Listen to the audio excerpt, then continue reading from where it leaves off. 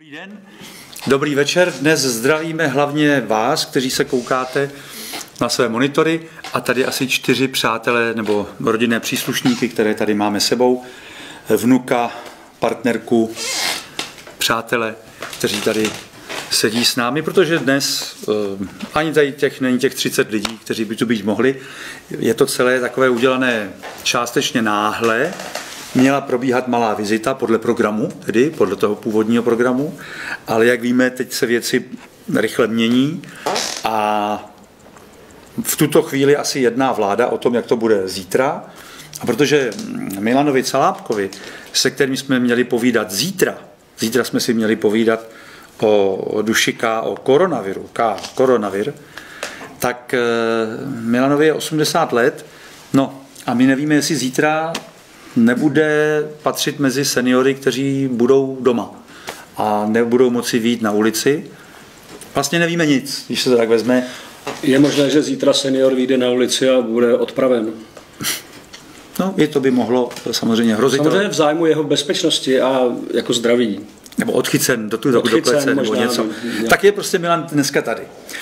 Tudíž bude probíhat taková zvláštní symbioza malé vizity a tedy povídání o koronaviru, protože Milan Calábek vypracoval takový text až na hranici odborné studie.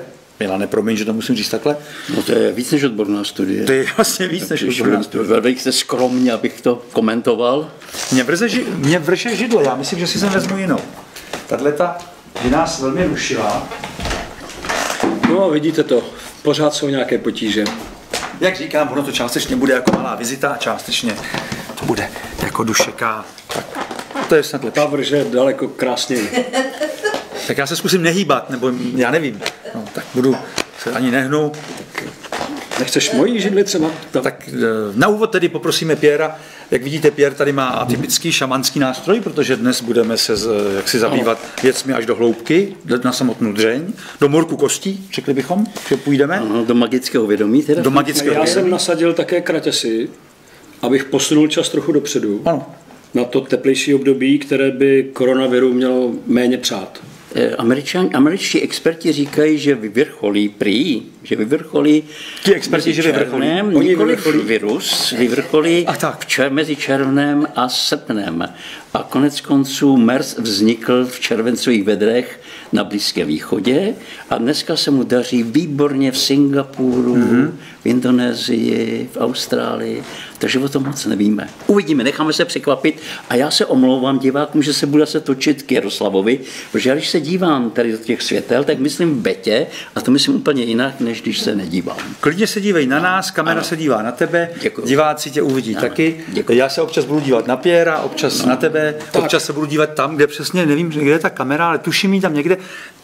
Aby to nebylo jako když měl ten poslední projev Gustav Husák, vzpomínáte? On když měl poslední projev, Milane, tak on totiž si splet kameru, do který se má mluvit a on celý ten svůj projev řekl mimo kameru. Mimo kameru. To bylo magická záležitost. To byla magická chvíle. Ale ne, jako on neslevil. On skutečně neslevil. A to už bylo v té době, kdy měl na stránce sotva 2-3 věty, takže neustále listoval a pozorně sledoval jinou kameru. Tak bych se nechtěl ocitnout, že tamhle svítí takové červené světýlko podivné a já bych se mohl na něj zaměřit s pocitem, že je to kamera. A teď si to představte, Milan se kouká na mě, já se koukám tamhle na to červené, Pierre kouká kam? Já tamhle sleduju svítící mobil. Ano, svítící mobil. To je mobil kameramanů, v kterým on nám dává najevo, že když svítí tam je mobil, kamera. Kamera jede. Kamera jede. No, jak vidíme, postupně se vpravíme, nemáme žádný zpěv. Ne, vůbec nespěcháme. Tak já maličko bych tak jakoby, ale potichoučku zatím. Poladíme, přijďte, poladíme, posloužíme. Ještě je známe, že Husák potom často se rozplakal. Říkal se, že pláče nad národem, ale už mlčím, protože... Ne. To je slyšet, anebo to i zaspívej, Milane. Výhodou je, že Milan je starý divadelník, autor divadelních her, dramaturg divadelní, kdysi tedy samozřejmě. Hodně dávno. No ale zažil jsi to, víš, co je to divadlo, znáš to, Milane, neříkej, že ne. Z divadla se nevystupuje. Z divadla se nevystupuje. Celý svět je scéna, my všichni jsme jen herci. William Shakespeare. Jak se vám líbí? Jak se vám líbí?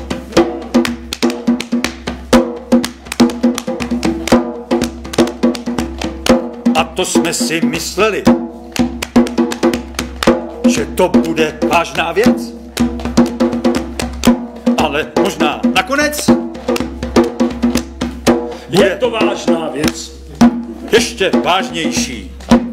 Situace je tedy mezní, je obezřetnost je na místě, ale panika nikoli. Nikoliv, samozřejmě, že ne. Mezní situace naopak nás má pozvednout. Když začneme prožívat mezní situaci, tak buď se ztratíme úplně, anebo nás pozvedne k transcendenci. K něčemu, abychom se přiblížili k něčemu onomu jednomu, podle řecké filozofie, anebo k tau, podle filozofie taoistické čínské, které zahrnuje, které není ani subjektem, ani objektem. A zatímco mnohé, nebo 10 000 věcí v taoismu, to už jsou objekty. Ale ono se štěpí na subjekt. Na počátku bylo jedno, z jednoho byly dvě, ano, a pak subjekt a objekt, a pak tedy dál. 10 000 věcí. A pak 10 000 věcí. Mnoho. Mnoho. A tam nesmí uvíznout, protože... Něco se ozvalo. Nějaká věc asi, ale teď nevím, která to byla. Řekl bych, tak 678. Pierre často říká, že když platí věta, že na počátku byl zvuk, že musel už být sluch. No tak... Ne, na počátku, takhle to je. Když Bůh řekl, budiš světlo, zvuk už existoval. Ono to je složitější, pánové. A když jsme tady uvízli v tomhle tak můžeme mluvit o tom, co to vlastně je to jedno. Jestli je to Bůh, nebo jestli je to prázdnota, šunjáta buddhistická, anebo co vlastně. Nebo jestli je to prostě jedno. Je to sumum bonum, nejvyšší dobro Platonovo, možná. Ale k tomu my se blížíme. A vlastně všechno, co my děláme, je návrat, jak už říká Platon, k tomuto jednomu, k tomu nejvyššímu. Vycházíme z mnohého, procházíme transcendencí, abychom se pozvedli výš a tím se přiblížili oné tvořivé moci jednoho a byli schopni ji napodobit. Ale to stačí. Vzniká ještě otázka, zda vůbec je ve skutečnosti možno existovat mimo jedno. Není možné, protože to je signatura, kterou nese úplně všechno. To nese i virus, tu signaturu. Tu nese i virus, jako by Milan chtěl se dostat ke svému tématu. Naprosto zkušeně, nenápadně chce protlačit virus. Ale vůbec ne. Já jsem naopak chtěl připomenout možná se slyšel už několik těch krásných vtipů, které vyvolalo právě ten výskyt viru. Jedním z prvních je, že bylo poměrně hodně Čechů, kteří chtěli zavřít Babiše, ale Babiš teď zavřel nás všechny. Což neříkám vůbec ve zlým, to neříkám v tom o hlubokou úctou, o nasazení. A tak dlouho jsme kopali jámu. Ano. Tak. Až jsme do ní spadli. Ano. A ještě jednu věc, prostě, jestli jste náhodou neviděli, jako je to komiks, kde je pan prezident Zeman a na druhé stránce, že telefonuje, a tam je vyděšený čínský prezident Xi. A prezident Zeman říkal jsem ti panda, ty vole, ne pandemie. No tak samozřejmě. A pak se ještě proslýchá, že u vás bude jako v dramaturgickém plánu a možná první premiéra, až odezní karanténa, Anna Koronina. V hlavní roli s Jaroslavem Duškem a Pierre možná bude hrát manžela i milence, ale to už se tak jenom... Tak by mohla být nějaká malá vizita Anna Koronina. Ano, humor se nesmí ztrácet ani v těžkých situacích. Ale už víme, aspoň známe krycí název pro celou tu pandemii. Je to panda. Je to panda. Ta mezní situace. Protože ona nastala taková ta zvláštní situace, že zatímco ještě před měsícem jsme všichni měli pocit, že nic nestíháme a většina lidí byla se rozechvělá z té prokrastinace, jak já vždycky říkám prokrastina pána, co se to jenom děje. A teď najednou se to všechno zastavilo. Máme čas, najednou se tu sejdeme bez diváků. tady těch pár snaživců. To, co slyšíte, je vlastně natočený takový ten zvuk. My jsme si to dopřáli. Je to teda z takové té show, možná přijde i kouzelník. Jsou to reakce těch lidí tam z toho. Je to trochu mícháno i s americkým smíchem. Je tady sitcomový smích. Máme různé smíchy a naši technici Marek a Martin a Viktor promíchávají prostě do toho různé reakce. Kdo by čekal, že Milan povede malou vizitu a my dva se budeme snažit vážně hovořit? Že se opravdu stala ta zvláštní situace, kdy nastal čas k tomu tedy rozjímání. A k tomu, co ty říkáš, k tomu posunout se, až tedy kam to jde? Rozjímání v řečtině se řekne legein. A výsledek toho rozjímání je logos. A logos může být jedno. Logos může být to nejvyšší. Takže správně. Připijeme si tedy čajem, zamrzlým pahorkem. Ano, Oolong Tung Ting. Oolong Tung Ting. Neboli zamrzlý pahorek. Zabubnujme krátkou sekvenci a přistupme samozřejmě potom.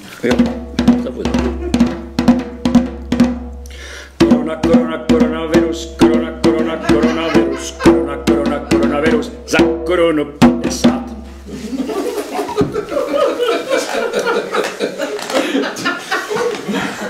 To nebyla úplná improvizace, to jsem si doma připravil.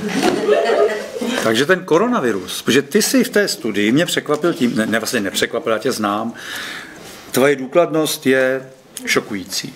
Zdá se, že jsi prostudoval všechno, co bylo dostupné v tu chvíli. Ale je to třeba aktualizovat, protože se objevují další a další věci. Právě. A jak to teď v tuto chvíli, 15.3. vidíš? Je to velice významné datum. Velice zajímavé datum. Ty ani nevíš, jak v mém životě je významné to datum. To nevím. To umřela moje maminka. 15. března 1994. A předtím umřela republika. Umřela republika. A sněžilo. Ale pojďme zpátky k našim věcem. Zkusme tedy chvilku sledovat myšlenkou. A moje teta, která to nesleduje, má dneska narozeniny. Teto, všecko nejlepší. Pět měl předevčírem. Aha. Nestihl to přesně. My to máme v rodině. Všechno nejlepší. Všechno nejlepší. Já bych se vrátil k tomu, jestli můžu to vstoupit, že v současné době vlastně všechno se odehrává na principu karantény. Ano. A co to je karanténa? Karanténa prvně se objevuje 1377 v Dubrovníku. Slovo karanténa je odvozeno od italského quaranta giorni, 40 dní. Ale v Dubrovníku to ještě byla Trentino, to bylo 30 dní. Protože když přišla černá smrt do Evropy, která přišla ku podivu z Číny, přes Krym, kde probíhala bakteriologická válka s islámem, a Janové, kteří prchali, už umírali na té lodi, přistáli v Messině a už byli vlastně všichni mrtví, takže mesinčtí tu loď vyloupili a tam vlastně začalo, v Itálii to vlastně takhle nějak začalo. Ale potom dospěli k tomu, že tu loď, jakoukoliv loď, musí nechat kotvit před přístavem. Ať to byl Dubrovník, byl první. Dubrovník, pak to byly Benátky. Ale Benátský senát v následujícím století dospěl k tomu, že ten bubonický, ten dýmějový mor se šíří, má cyklus 37 dnů. A z té Trentiny v benátském dialogu Quarentina udělal teda 40 dní a tam byl takový malinkatý ostrovek, který tam pořád před Benátkama. A každá loď, která tam připlula, tak tam musela čekat 40 dní, protože to byla jistota, že to buď umřou, ano, nebo ne. A ten ostrovek se jmenoval Santa Maria di Nazaret, případně Lazaret. On se to propojovalo s Lazarovým domem, s leprosáliem ještě ze středověku, což je docela zajímavé, ale potom se nazývalo Nazaretum, Lazaretum, až z toho vznikl prostě Lazaret. A ten ostrovek dneska se jmenuje Lazaretto Vecchio, starý Lazaret. V Dubrovníku ještě krásnější, ale ten je pozdější, ten je tak na okraj toho. A na tomhle tom všem je strašně zajímavá jedna věc. Že ta černá smrt, která přišla do Evropy v té první vlně, 1348, to Karel IV. Zakládá univerzitu zrovna, postihla většinu Evropy, vymřelo možná až 2/3 obyvatel, zejména těch zdatnějších, mladších, přežívali chudokrevní a tak dále, protože ta Yersinia pestis, ta jde po železe. A nebo potom jde po tryptofanu. To je další otázka IDA a tak dále, ale to teďka nebudeme s tím motat. A stala se tato věc. Ta morová vlna, kdy umírali v Evropě po 100 000 lidí, se zastavila v Chebu, který tenkrát ještě byl německý, a pokračovala v Prešporku. A v království českém nezemřel ani jeden člověk. Jak to? Ozvalo se z hůry. To nikdo nevíme. Já si myslím, uvažuje se o auře Karla IV., ale já si myslím, že patronkou nebo animou českého národa je svatá Anežka Česká. Ale to bychom se dostávali někam jinam, k duchovním archetypům, které mohou sehrát obrovskou roli, pokud se podaří je aktivovat. Ale to není teďka tématem naší. No, je i není. Je i není, tak dobře. Já bych trochu protestoval. Aktivujme animu. Jestli teda je to v našich silách. Nebo alespoň naznačme, jakým způsobem by bylo možno ji aktivovat. Jak už jsem říkal úplně v úvodu, čím víc se blížíme k tau, nebo čím víc se blížíme k jednomu, tím víc nabýváme této tvořivé moci.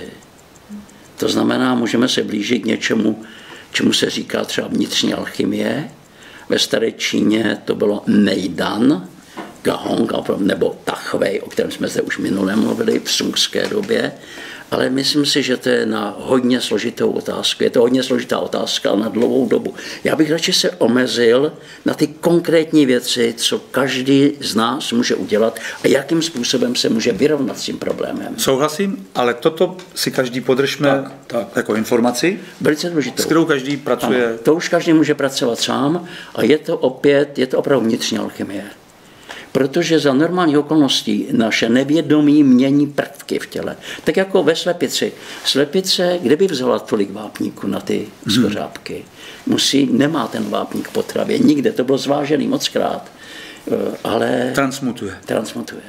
A je třeba tu transmutaci dělat vědomě. Ale to už je opravdu jiná otázka. Já bych přesto k tomu řekl aspoň jednu malou větu. Na konci tohoto setkání se každý z nás pokusí snést vejce. To jenom říkám tak na okraj. Nemusí být zlaté. Nemusí být zlaté, nemusí být úplně viditelné, ale může být i Kolumbovou. A snést i ve smyslu, že ho prostě sneseme, že ho připustíme. Jako... Dobrá, to je jenom taková poznámka. Já jsem k tomu chtěl jenom říct, že se mi zdá, že anima by mohla být ekvivalentem k životu.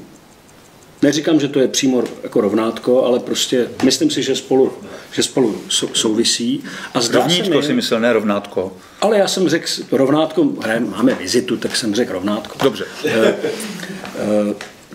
A myslím si, aspoň to, co vnímám já jako terapeut už dlouhodobě, že vztah k životu v současné době není úplně nejlepší. A tak se domnívám, že tato situace v tomto smyslu skutečně je napováženou. Přesně jak ty jsi řekl. Je mezní. Vrací nás k životu, k otázce. Anima každého z nás chrání před běžným onemocněním. Před tím velkým onemocněním nás chrání duchovní archetyp. Pokud jsme schopni ho v sobě aktivovat. A pokud jsme schopni v sobě aktivovat animu. Ale možná, když bych to řekl hodně pitomně, je to chuť žít.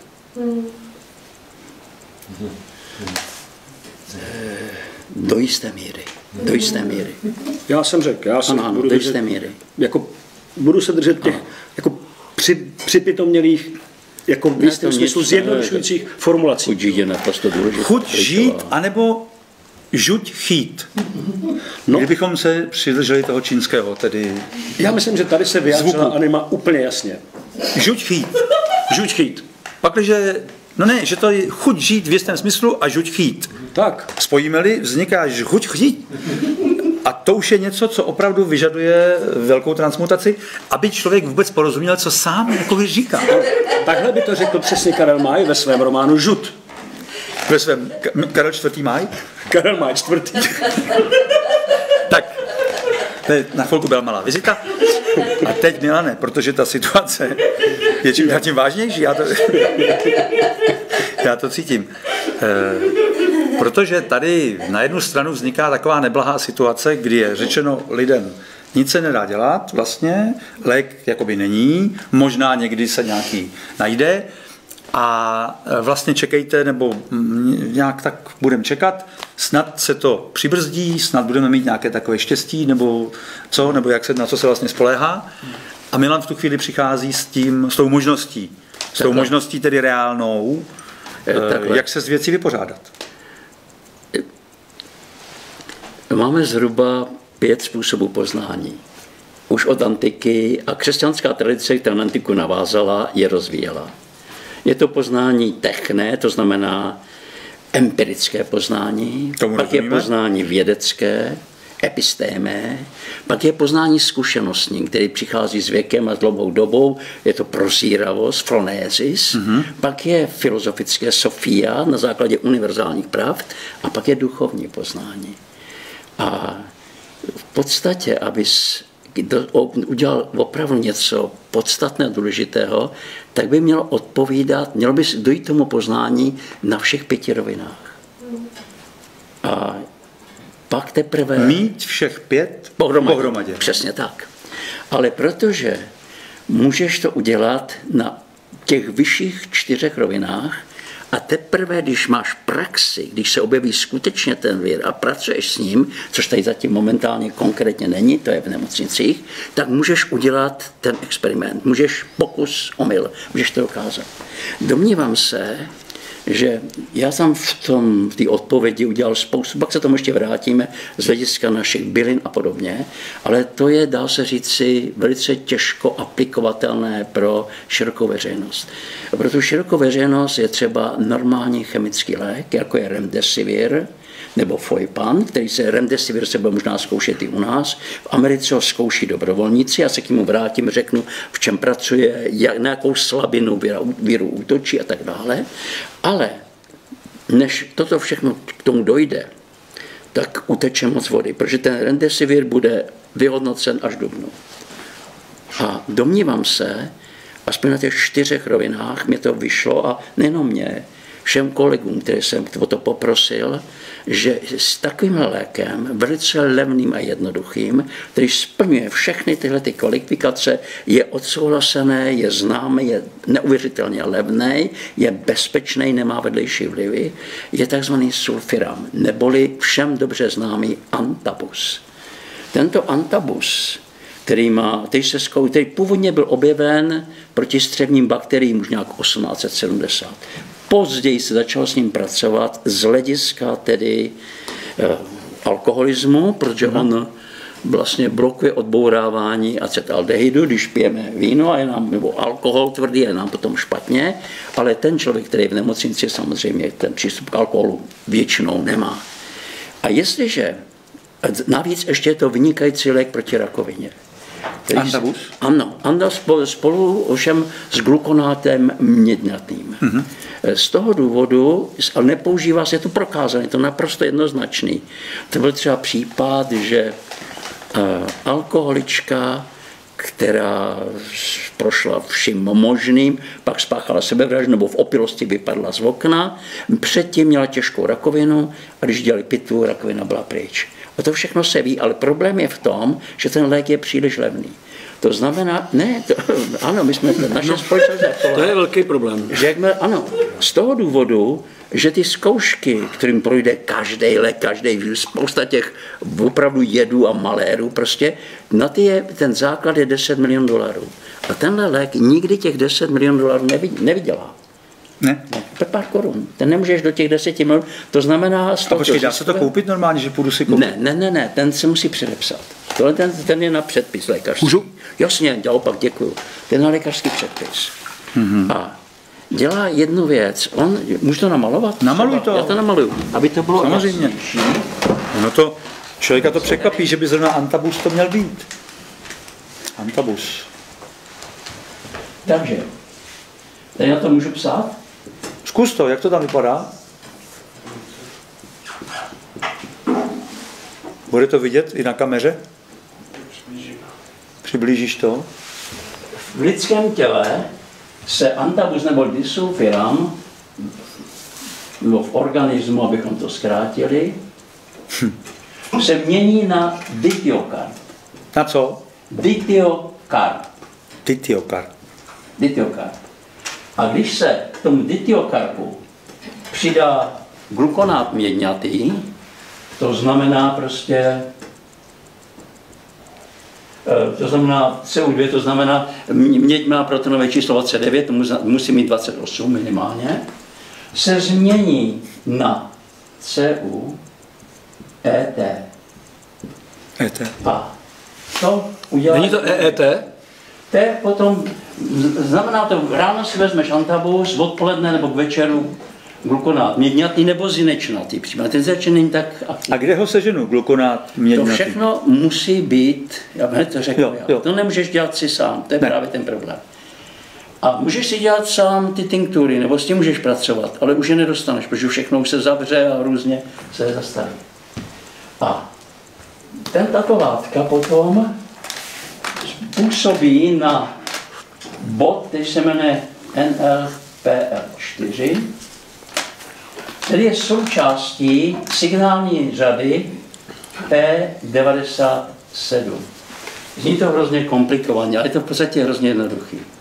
Jakmile tento bod je vyřazený, tak dojde k tomu, že ta signální řada nepracuje.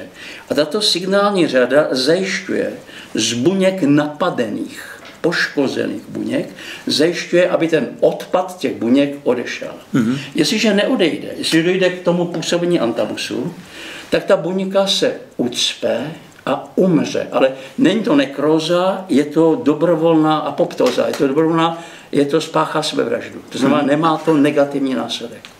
A to je jeden ze způsobů, jak by se šlo s tímto virem vyrovnat. A jak si představit bod NLPL4? Ten je, ta signální řada má celou řadu prostě bodů, já to nechci rozvádět.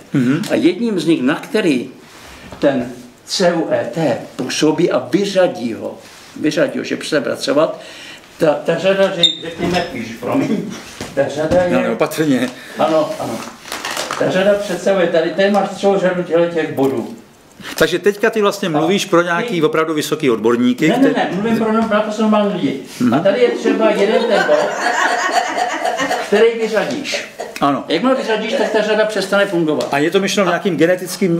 Ne. Kde je ten bod? Jako, jak si ta signální řada se takhle promění. Aha, jo. A v tom okamžiku se ta buňka ucpe, protože ten odpad neodchází a zanikne. A to je to prostě ta buňka napadená virem. A ten vir zanikne v ní. Nemůže se replikovat. A tím to skončí.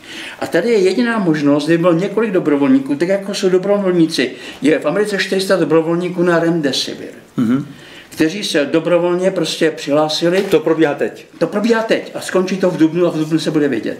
Kdyby se přihlásili a zkusili to, ty, co jsou nakažený a chtěli s tím něco udělat, a našel se prostě lékař, který by prostě jim ten antabus, který není škodlivý, předepsal spolu s glukonátem měďnatým. V tom momentě bychom zjistili během 5 dnů, jestli to funguje nebo nefunguje. Během 5 dnů? Minimálně 5 dní aspoň. Ale za chviličku by se vidělo, že ten vir tam vlastně není, že odešel. Protože tam jde o jednu ještě věc. Protože i když kdyby náhodou, ty to nebudeš mít, ale kdyby se někdo byl nakažen a i když se uzdraví, tak po tom uzdravení ještě minimálně 20 dní přežívá ten virus v buňkách. A dochází k tomu, že 15% z těch, co se uzdravili, znova onemocní a ten vir je silný a to tělo je oslabené a zničí ho. Těch 15% umře. To je případ v Číně, mnoho případů, v Koreji, v Japonsku byl jeden příklad a podobně. A nebo ten zbytek lidí ještě těch 20 dnů je infekční. A to nemoc přenáší.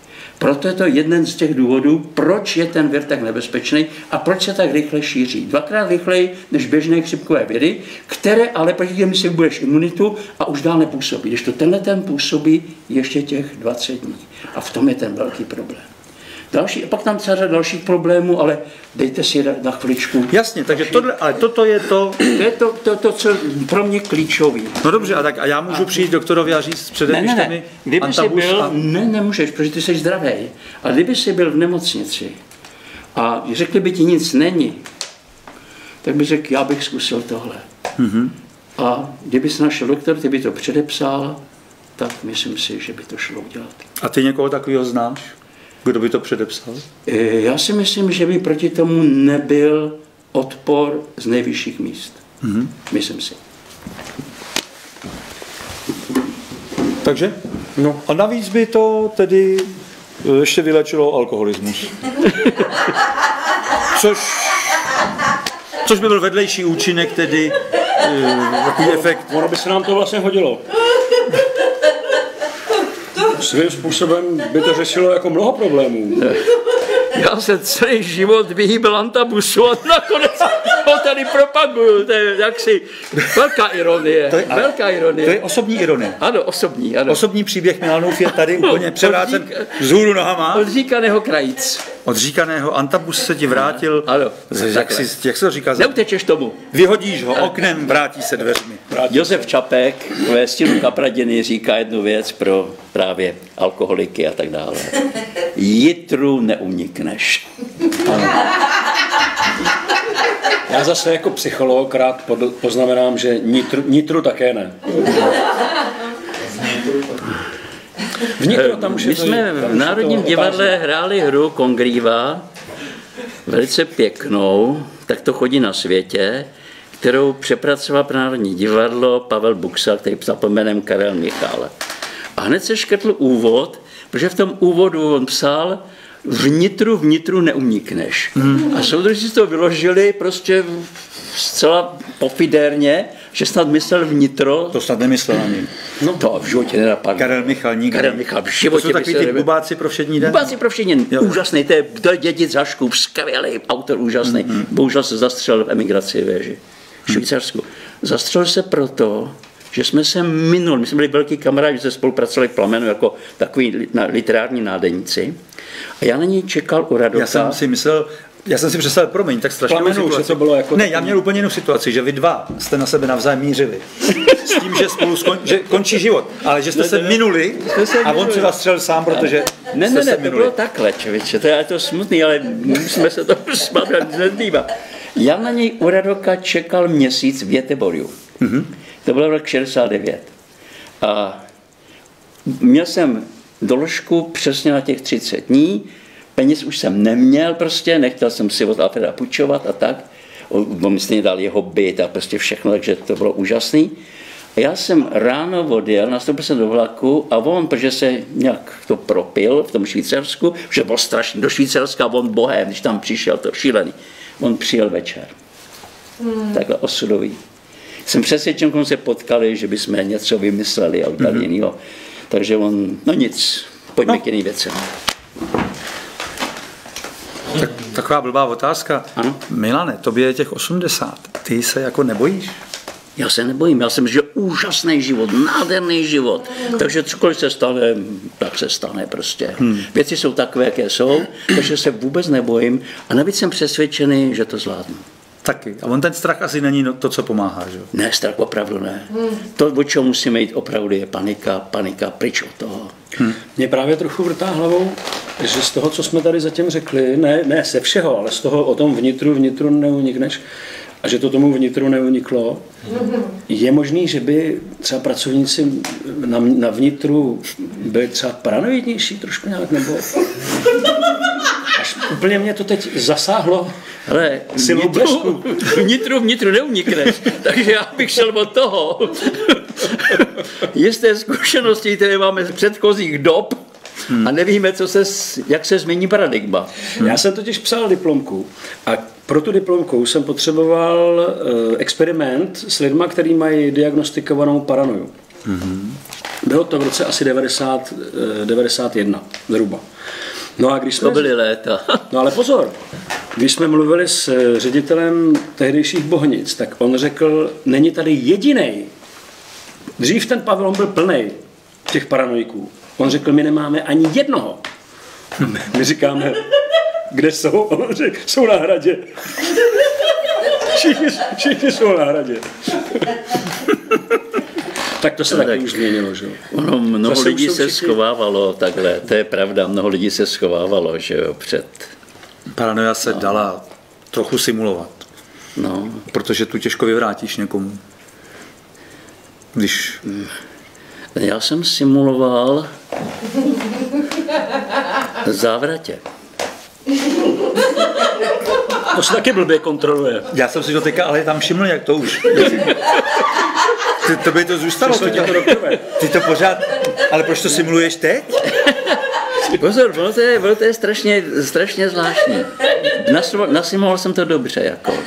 A dokonce ještě kamarád mi pomohl, že tam dal opravdu fotku s Menierem, někoho, která nebyla moje a tak dál. Takže to dobře dopadlo. Takže jsem nešel na vojnu. Nicméně, tak už jsem byl v Mexiku s divadlem. Ale mohl jít k pozemním, jako. Počkej. Byli jsme v Chichen Itza, potom už, což je ta úžasná majská pyramida. A já jsem tam vyběhl nahoru a teď jsem spupně takhle si říkal, teď kdyby mě viděli vojenští páni.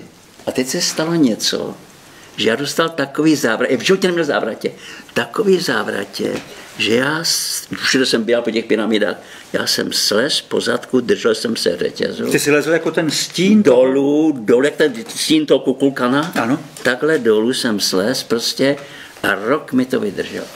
Takže simulace.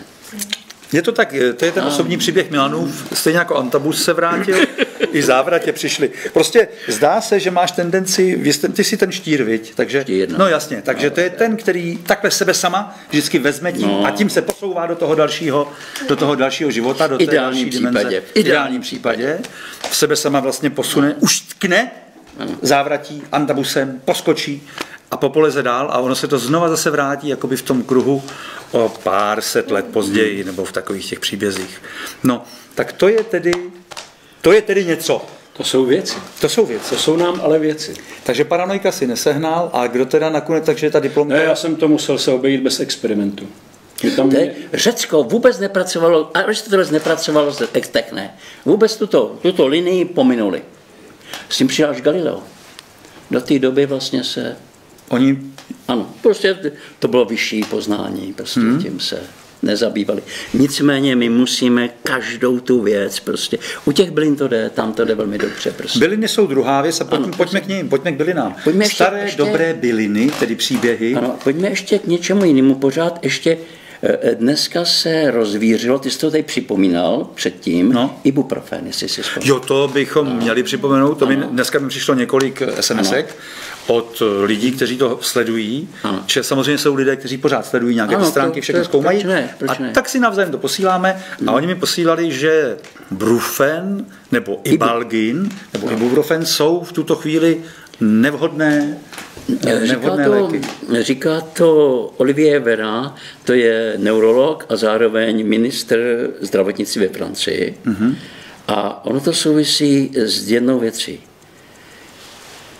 Ten COVID-19, ta nemoc vyvolaná tímto virem, má, a proto se jak špatně léčí, má 4 stádia. Má první stádium inkubace. To může být těch 10 až 14 dnů. Pak má druhé stádium, kdy se začne pomalu, ten člověk začne si něco cítit, že asi mám chřipku, a je to dobrý, nic. Pak přijde takových 5-6 dní, pak přijde další stádium 2-3 dny a začne kašlat, začne se dusit a začne mít problémy.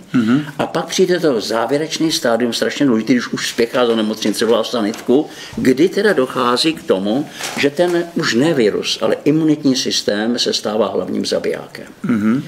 A z tohoto hlediska, když ty v té první fázi, kdy je třeba, a v druhé fázi, kdy je třeba ten virus zastavit, kdy je třeba zlikvidovat jeho virulentní faktory, které nás napadají, zabránit mu, aby se navazlo naše buňky a prostě ho likvidovat akutním zánětem, pořádku jako, tak jestliže tam nasadíš protizánětlivý lék, a to platí i pro protizánětlivé byliny, v tom momentě mu otevřeš cestu a ve Francii se to ověřilo, že v tom momentě má to velice těžký průběh i u mladých lidí. A v tom momentě vlastně je to špatně. Ale pak přichází ve třetím a čtvrté fázi přichází úplně jiné stádium, kdy v té třetí fázi, kdy se začínáme dušnost a tyhle všechny věci, dochází k fibróze. Dochází k fibróze z toho důvodu, že náš imunitní systém, který se vyrovnává s většinou patogenů, který mají třeba bakteriální charakter, likviduje jejich elastin, kolagen a podobně.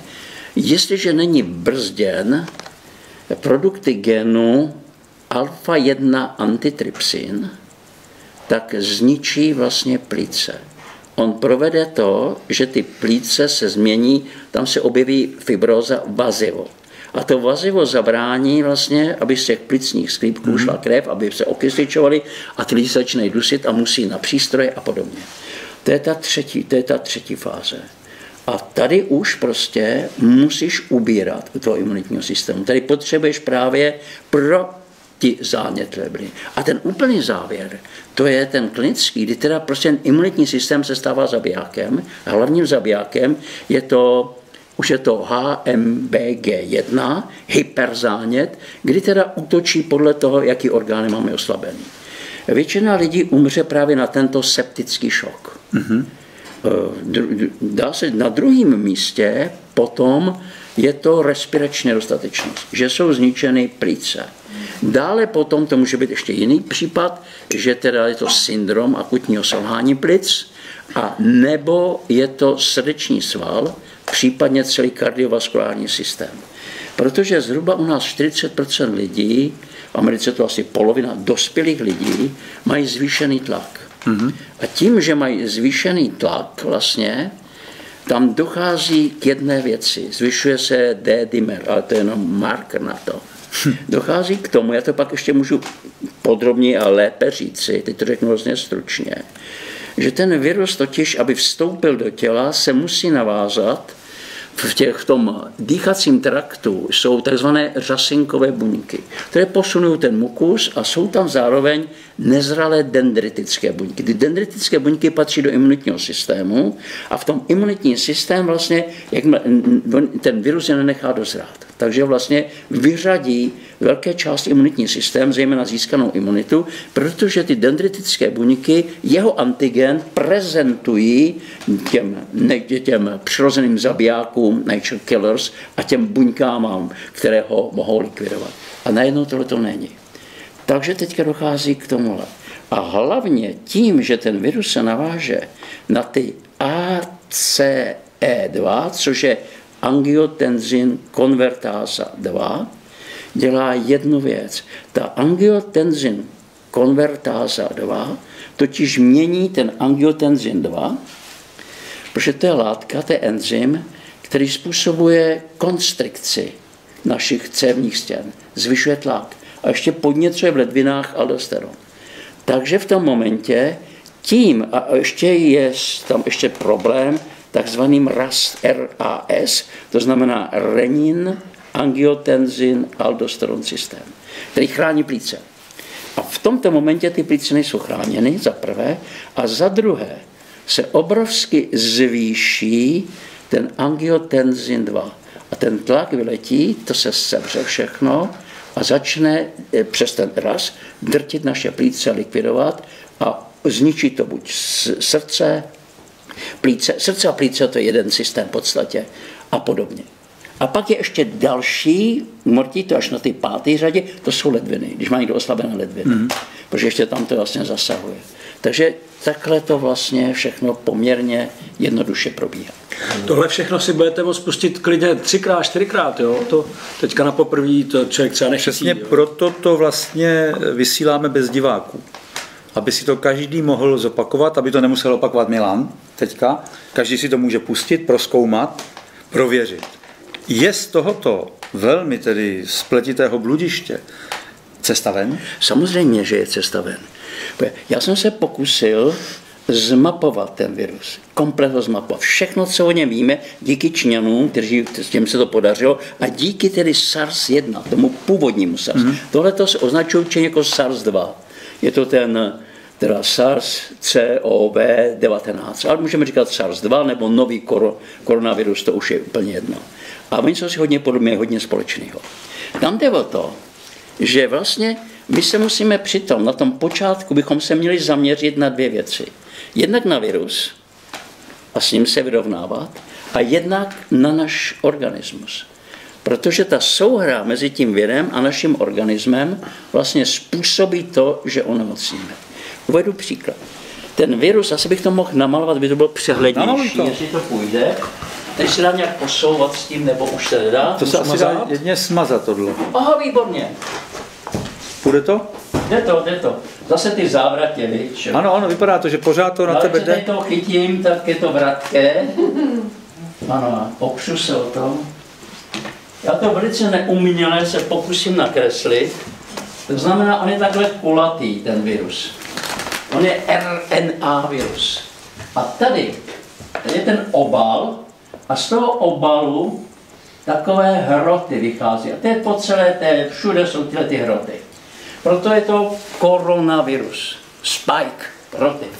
A kromě toho jsou tady ještě membrány. Kromě toho obalu. A tyhle ty tři věci, ty představují u toho viru, představují takzvané strukturální proteiny. Nefunkční strukturální proteiny. A aby ten virus se navázal na ty buňky, na ty enzymy A, já to napíšu, ACE2, tak musí udělat jednu věc.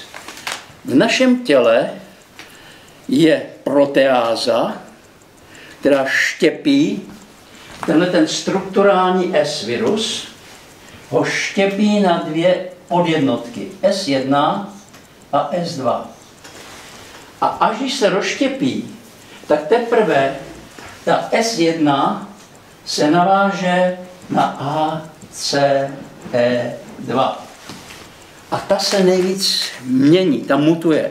Protože je to nikoliv DNA virus, ale RNA virus.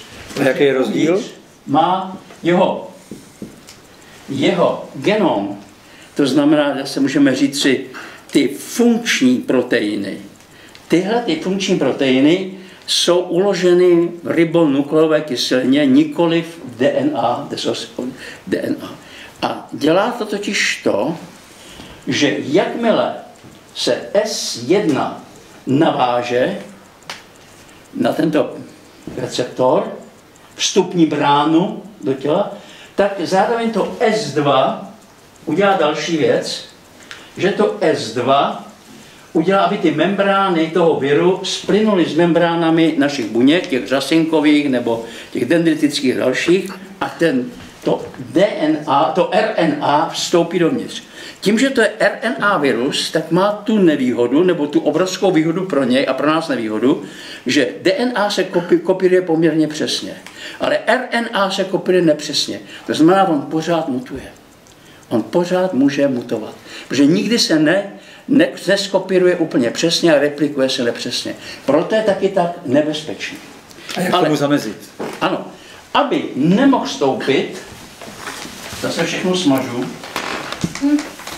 Protože ty nám tady vysvětluješ, jak onemocnět, ale... Ne, musíš zmapovat akrilové paty toho viru. Musíš zmapovat...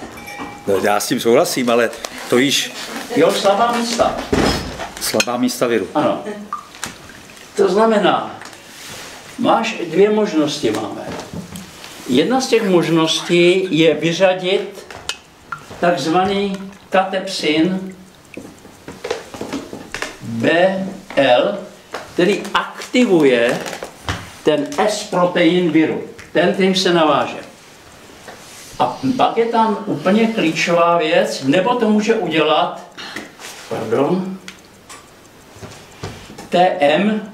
PR, padne to?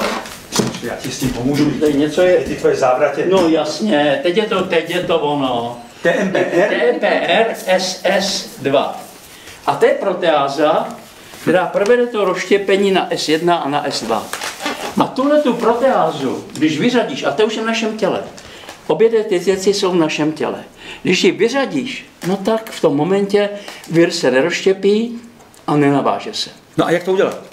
Na to máš tady celou řadu možností a to je kromě remdesiviru druhá veliká naděje, protože japonský lék Foipan tohle to udělá. S tím pracují Němci, Hoffmann a ostatní. To je jedna z možností, jak tohle... Foipan. Ano.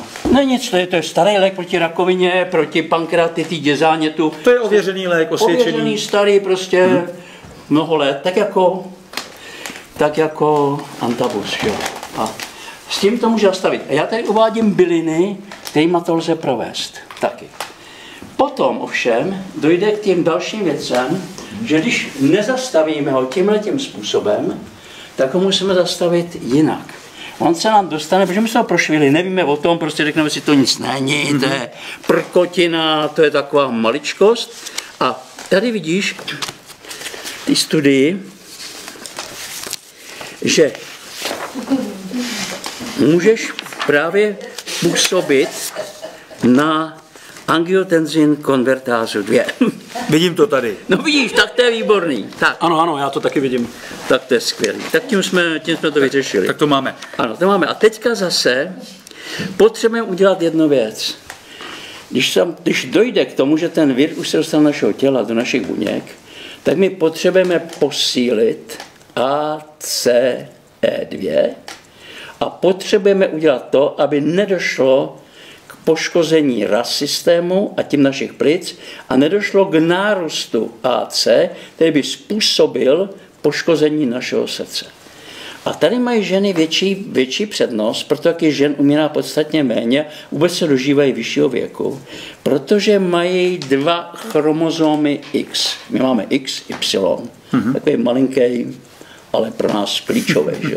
Jenomže, když máme nějaký problém na tom chromozomu X, to znamená, máme tam nějakou mutaci nebo genetické vypnutí, tak jsme v háji. Když to u těch žen zaskočí ten druhý chromozom a pracuje.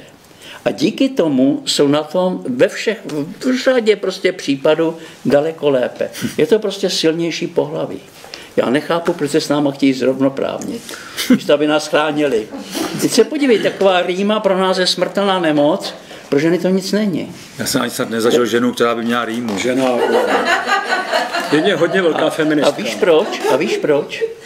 To je zase jiná věc, protože zase mají další výhodu. My totiž máme u té získané imunitu TH2. A to je imunita, která dělá jednu věc. Ta likviduje patogeny v mimobuněčném prostoru, extracelulárně. Kdežto ženy většinou mají imunitu TH1 a ta likviduje patogeny, které proniknou do buňky. A to my neumíme.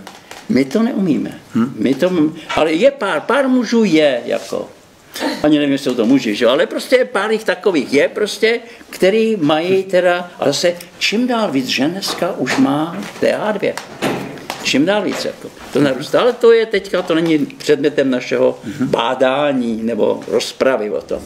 Tudíž my máme tu další nevýhodu. Ale tu můžeme velice jednoduše spravit, že použijeme reishi. Reishi je látka, přírodní látka houba, velice aktivní, leskokolka, která udělá to, že nám změní TH2 na TH1. Reishi se dá na předpis sehnat? Nebo ne, to nepotřebuješ předpis. Já se radši ptám, protože já už bez problémů. Kde rostou reishi?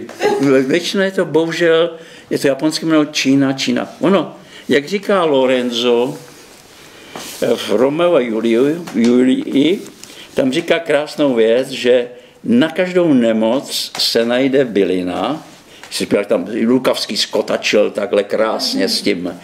A říká, ta bylina se najde tam, kde ta nemoc nejvíc funguje, kde nejvíc se objevila. A je zajímavý prostě, že se objevily ty všechny věci jsou právě v oblasti Číny. I když u nás začíná kvést prostě třeba vinka minor, barvínek malý, kolem toho kostela svatého Klimenta nádherně kvete, což je rovněž vybíkající bylina, nebo nebo další prostě byliny, které se objevují. Zlatý déšť, to je v Číně zase se používá plot, tam je to... Zlatý déšť se říká, že je jedovatý. No jistě, no, ale kvete teďka. No ne, a ty říkáš, že by se dal použít? Ne. Tam je to takhle, že já ti to najdu přesně. Pojď nám doporučit nějaké byliny. Ne, ty byliny tady máš obrovskou spoustu. No právě, mně se jich zdá strašně moc tady. To je badián. Mě překvapil badián. Proč je překvapil badián? No já jsem netušil, že badián by mohl léčit. Protože on se dává do všeho. Badián dáváš do všeho, dáváš do červeného vína. Ano. Ale má tu nevýhodu, že když ho vořeješ na 40 stupňů, tak ta látka, která léčí, to je kyselina šikimová, tak ta je poškozena, zanikne. Kyseliny šikimové udělali Tamiflu, známý lék proti ptačí chřipce nebo podobně. Takže badián je, ale proto je třeba tinktura nebo prostě jiný způsob, jak se ho vytvoříš, to znamená tou vnitřní alchymii, ale to se týká našich studentů, to jako nebudeme tady vůbec propagovat. Ale badián propagovat můžeme. Badián musíme propagovat, protože... Badián. A ta tinktura z badiánu je úžasná. Ano. Některé věci musíme fixovat. Jo, z pořádku.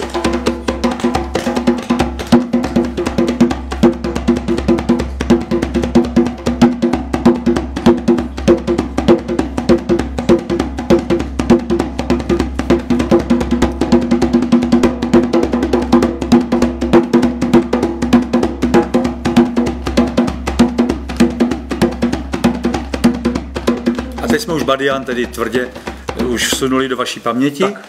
Badián plot, kyselina šikimová. Ano, je to tam. Ale ta se dá koupit třeba na Amazonu nebo tak přímo. Ale stačí, no jistě, s tím se pracuje hodně. Ale stačí badián. Když uděláš tinkturu z badiánu, vynikající. Ale nebo tam máme celou šalvěj červenokořená kořen. Ano, danshen. To je jenom pár bylin, ženšen, danshen, máte tu koncovku, jsou božské byliny, jsou nejúžasnější byliny, jaký vůbec čínská medicína, tradiční čínská medicína zná. To je bylina, se kterou prostě bez... Dá se koupit? Ta se dá koupit, samozřejmě u nás. Spousta lidí s ní pracuje. Teďka ty mluvíš o tom, jak likvidovat ten S-protein. Já ještě bych odbočil, když mluvím o tradiční čínské medicíně, tak tradiční čínská medicína, ta se dívá vlastně na nemoci trošku jinak. Z toho hlediska, tak jako Hippokrates, jako Galénos, má to jako protiklady, jako nevyrovnanost yin a yang.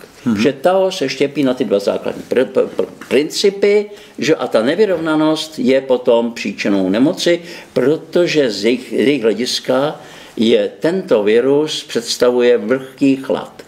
Na to potřebuješ tedy suché teplo. Jako z tohoto. Ale prostě má to ještě celou řadu dalších faktorů.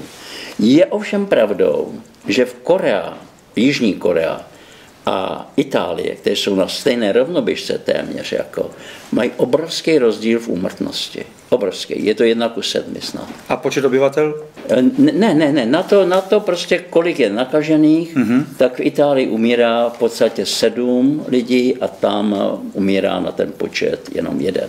Není to jenom tím, že to včas podchytili a jsou ukázněni. Tam je ten konfucianismus, ale jiný podobě než ten konfucianismus čínský, který je hrozný. Já jsem taoista samozřejmě, to v tohoto hlediska, ale tak nebudu kritizovat. Tam jde o to, že oni používají právě svoji variaci, tak jako i Číňani, kteří se vylečili. 80% Číňanů i 80% Korejců se léčí. A lékaři jim doporučují právě ty variace bylin z tradiční čínské medicíny. A ta první nejznámější, to, co nejvíc používali, tak to je složení, kde je prostě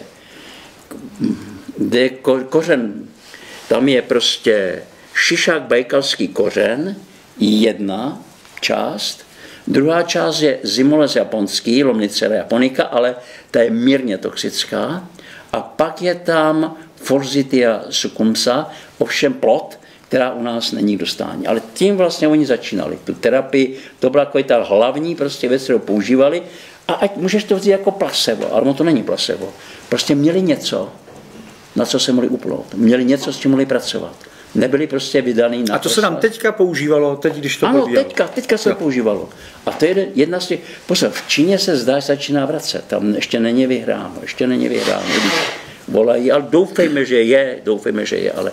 A to je prostě ten obrovský rozdíl mezi náma a mezi tím, že jim řekli, to zkuste, na tom pracujte, a zejména mladí lidi se z toho rychle dostávali jako bez problémů. Ne mladí, když si uváděl ten příklad. 103 letá. Ano. Stařenka a 101 letý. Tak. Pan Taj.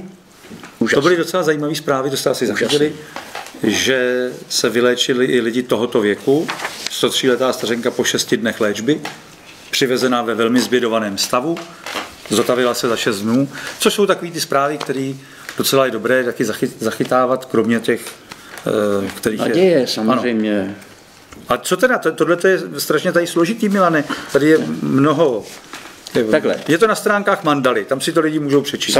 Samozřejmě můžou se rozhodnout. Ano, můžou se rozhodnout prostě Mandala Praha, že jo. Můžou se rozhodnout, co použiju nebo nepoužiju. Samozřejmě tohle to je už detailní.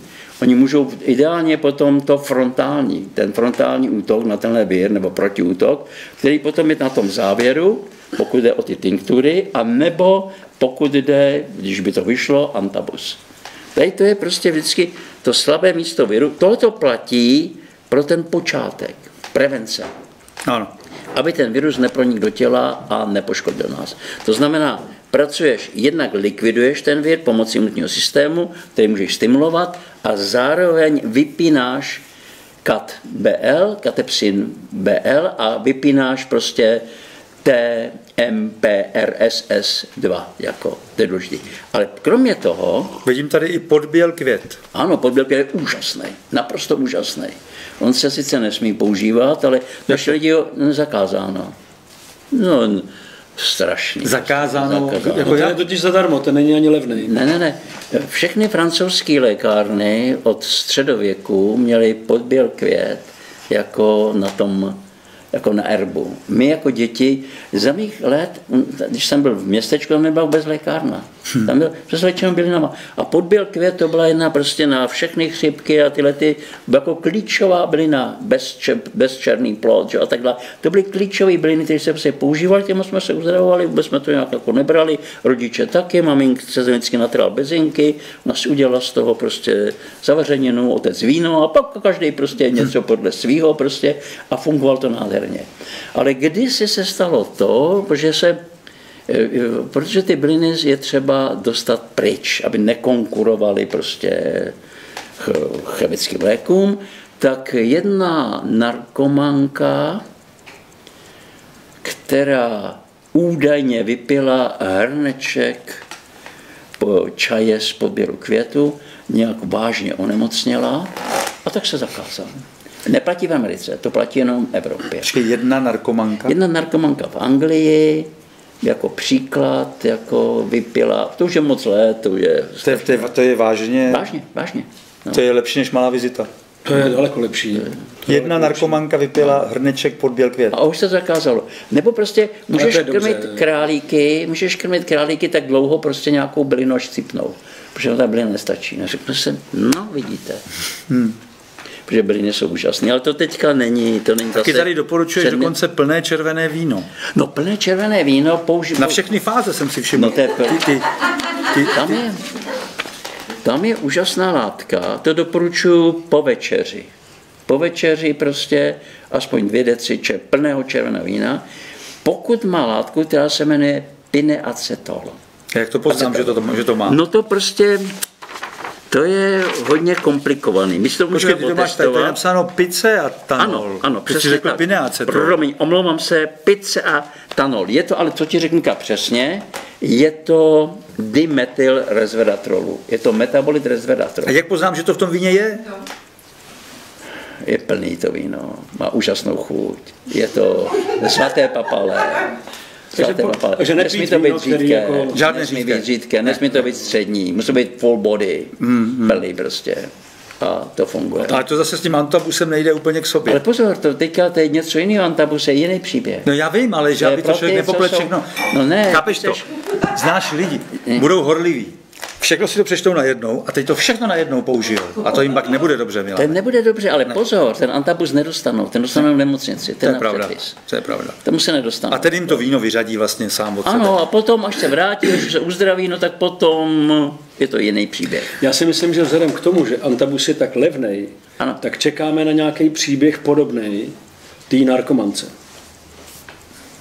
Aby někdo se, víš, nevypil hrnek antabusu a... Já si myslím, že takhle nějak to asi bude. Ale antabus celkem se používá, to je taková ověřená Ano, protože to běží, už se nedá zastavit. To už je rozběhnutý. Ten se prověřil. To je rozběhnutý. Antabus ano, a alkohol ne. Není nic jiného prostě na to, aby vlastně... Jo, je kudzu. Číňané mají kudzu, puerárin, který působí obdobně.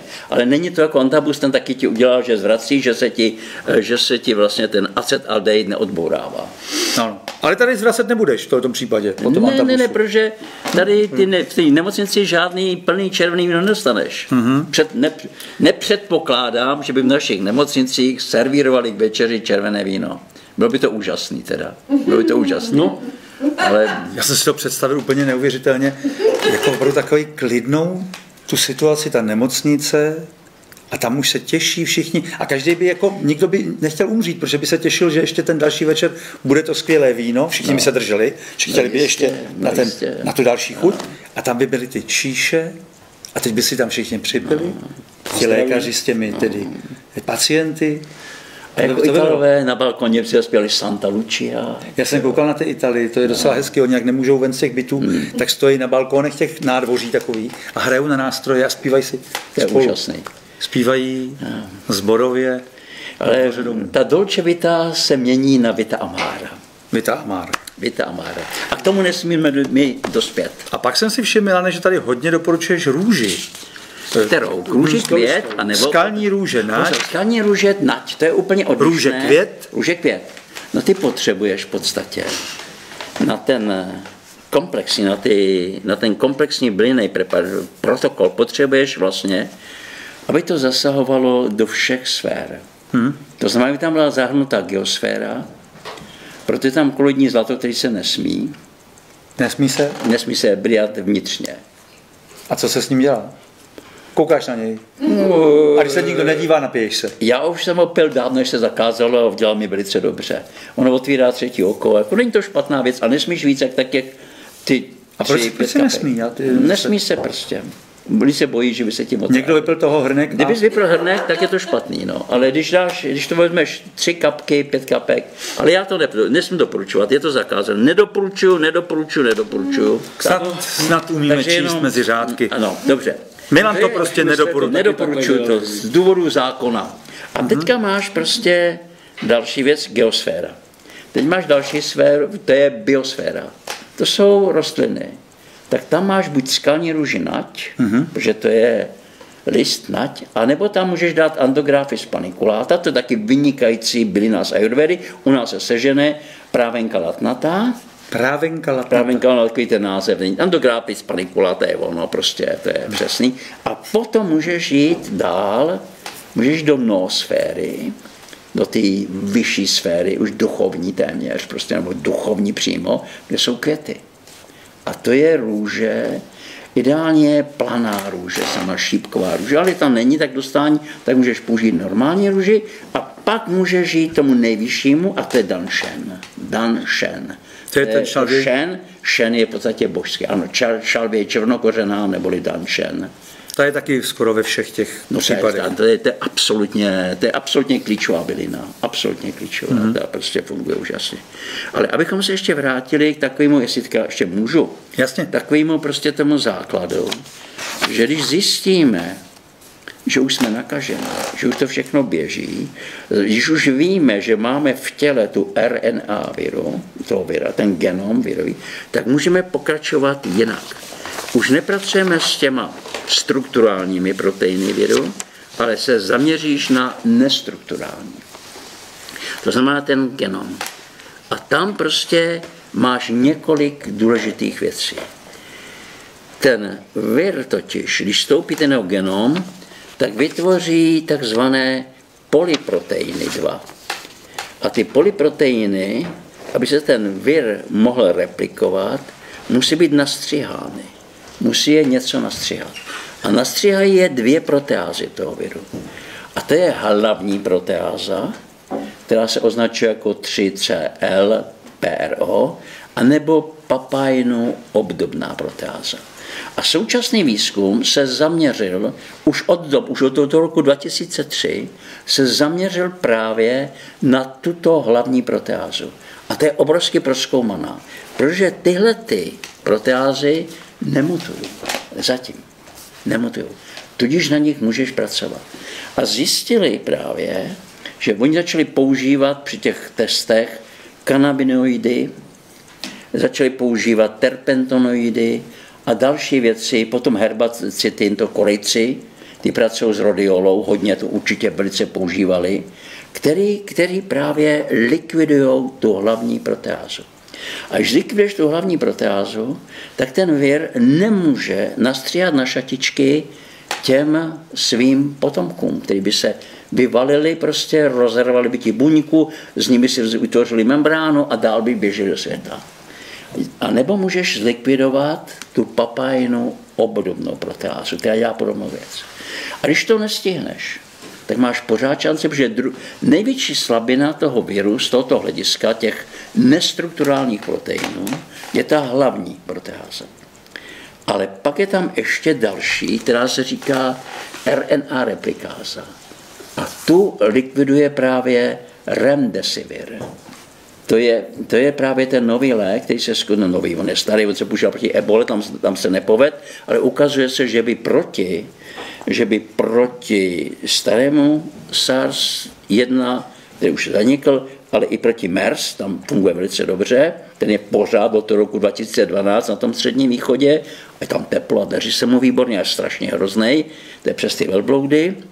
A pak je tam právě, by měl působit i na tuto replikázu a měl by ji zlikvidovat. Takže remdesivir. Ano, remdesivir. A ten se dá si nechat předepsat? Ne, nejde, to ještě vůbec není, ten ještě není schválený. To je ten právě lék, který zkouší těch 400 Američanů. V Číně vyzkoušeli, bo Číňanů nevíme nic moc přesně. Ty ho zkoušeli a řekli, že ani nebudou platit za to nic a že je výjimečný stav a že prostě, ať to zaplatíme my. Ovšem my bychom platili jak mourovatý samozřejmě, kdyby se začal používat. Jako.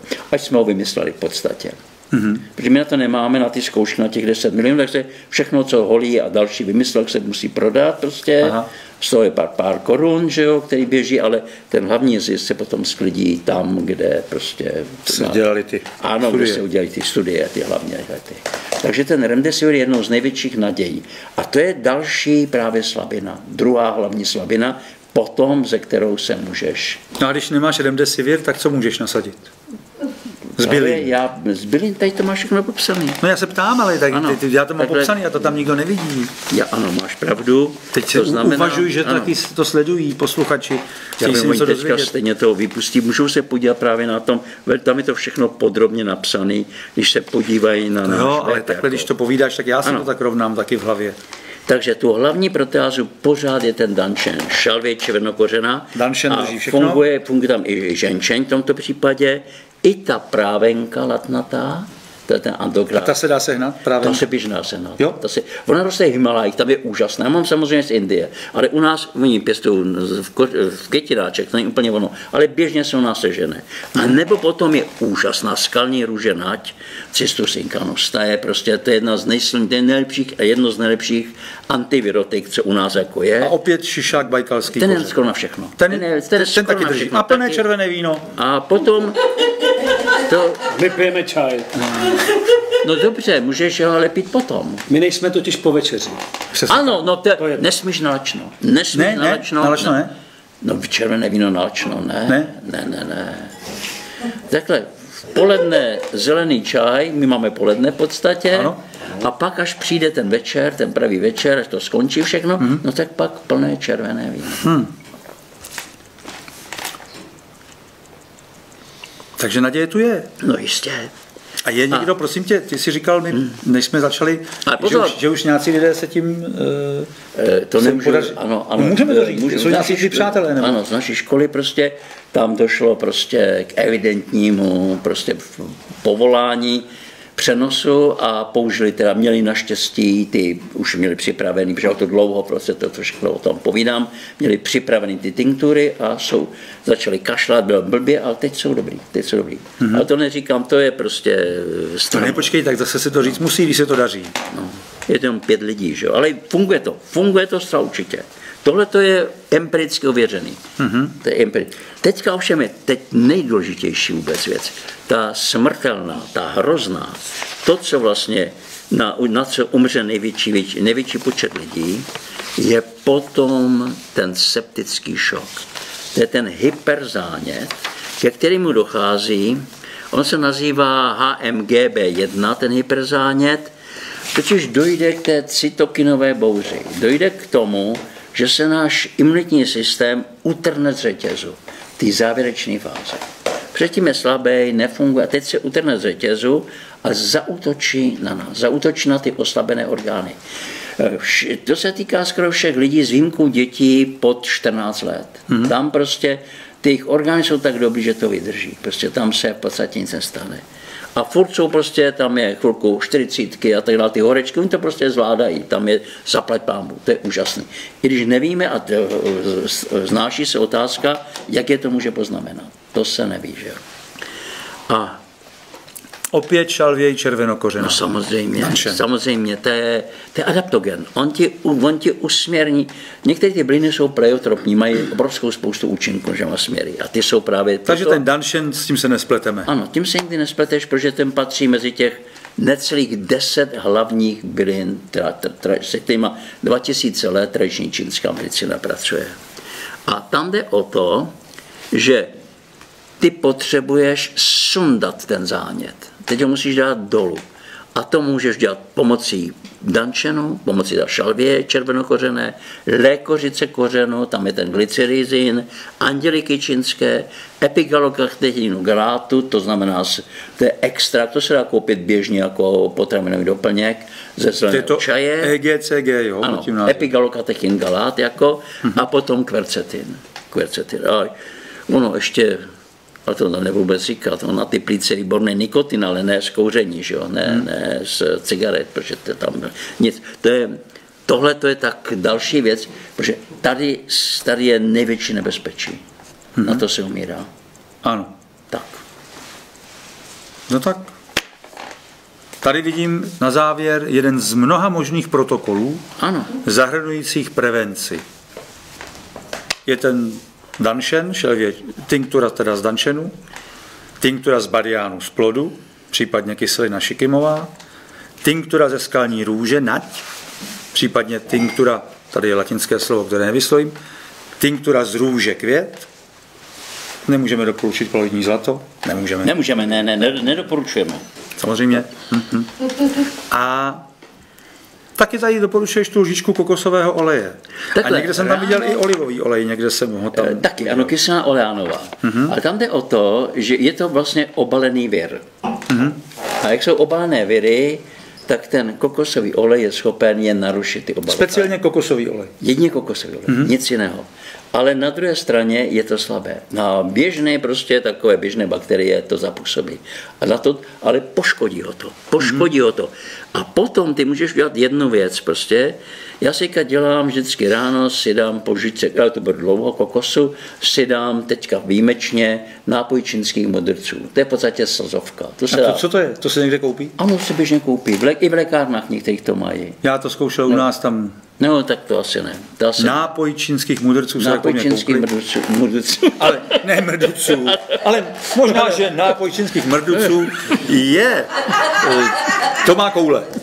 To není ten... Projde, vždycky na tě dojde. Prostě, Milane, zase tě to doběhlo, ten tvůj štír tě doběh. Štír je hrozdej, štír je naprosto strašný. Ale ty ještě můžeš potom použít před tím jídlem, třeba před obědem, Coriolus, což je strašně silná, vynikající houba ze čínská. A to koupím někde? Koupíš pro psa. No, teď už musím říkat, že to je pro psa. Že tam budeš mít většinou, že to je pro psa, protože bylo období, to je silný protirakovinový lék, kdy byl u nás, na Slovensku třeba ne, u nás byl zakázaný, takže ho udělali, představ si, jak nezodpovědní jsou ty lidi. Udělali jako pro psy. A lidi chodili a kupovali to a jedli to. Teďka už můžeš, bez problému. A nebo amalaky. Amalaky, to je ten indický angreš, to má vysoké množství právě vitaminu C, ale především nám... Ale v jakém množství se to má, aby to, znáš to, člověk to chce přehánět, najednou budou lidi popíjet litry ne, to a do toho narkomanka si toho dá celý hrnek a jsme ztracení úplně. Právě studenti, ke kterým jsem se já původně obracel, ty se umí otestovat. Tady se musí dát vodat.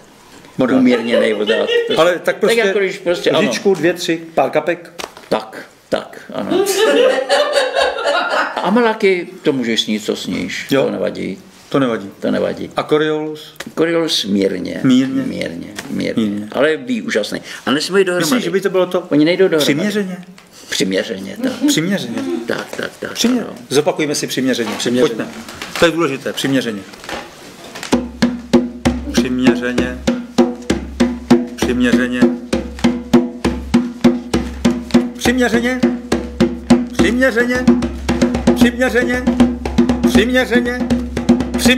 Hrnečku dost. Tak. Přiměřeně. Bohátka. Tak vlastně, tak jsme to asi prošli, viď, Milane? No. To, co jsme potřebovali.